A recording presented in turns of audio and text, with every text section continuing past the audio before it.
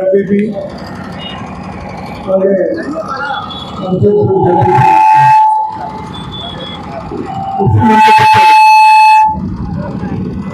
ఈరోజు సంవత్సర కాలమైంది. ఇదే రోజు నాడు తెలుగుదేశం పార్టీ ప్రభుత్వం ఎన్నికల్లో విజయం సాధించింది. ప్రజా ఆదేశం మేరకు రాజకీయ పార్టీల ప్రజాస్వామ్యంలో వెళ్ళిపోవడం ఉన్నాయి. కానీ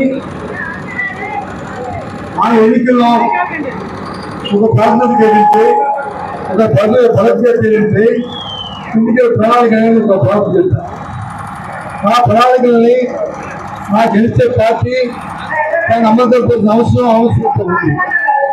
ఆ నేపథ్యంలోనే మరి మన మాజీ ముఖ్యమంత్రి మన రాష్ట్ర పార్టీ అధ్యక్షుడు జగన్మోహన్ రెడ్డి గారు గత 5 సంవత్సరాలు పరిపాలన చేశారు.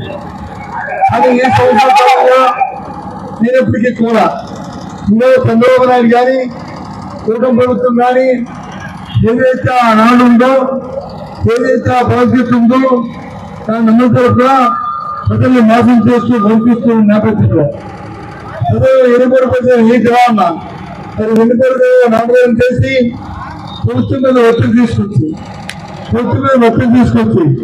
ఏదైతే ప్రజలైతే వాగ్దానాలు ఉన్నాయో అవన్నీ నవ్వులైతే తీసుగా మనం ప్రభుత్వం చేసుకున్న ఈ నేపథ్యం.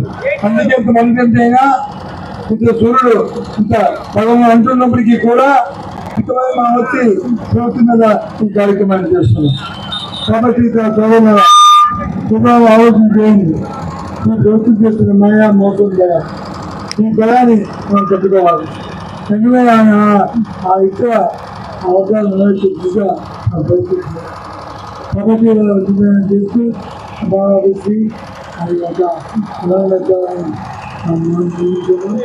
ఆ ప్రజలకు వచ్చాం.